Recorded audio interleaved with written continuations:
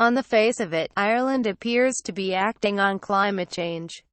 Last year it appointed its first ever climate action minister, and in June it outlawed onshore fracking.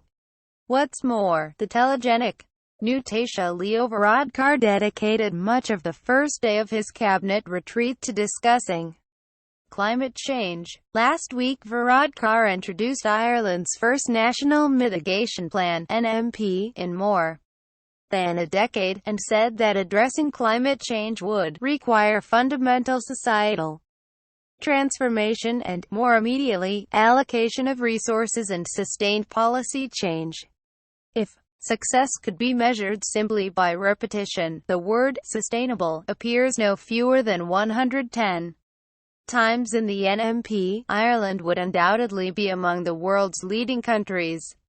But looks can be deceiving. The promised fundamental societal transformation turns out to be a soothing combination of words entirely lacking in substance.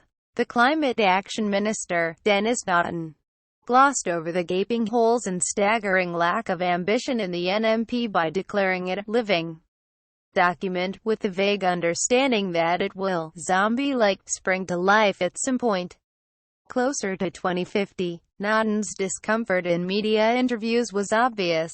Ireland was, he stressed, playing catch-up, and perhaps shouldn't be judged too harshly.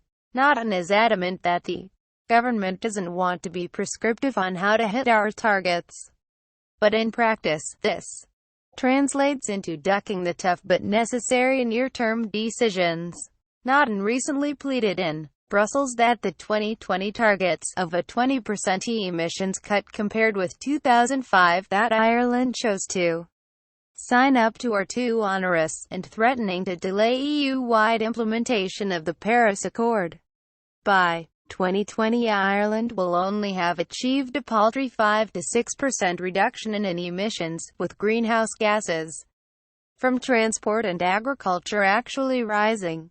The specter of serious EU fines looms ever closer.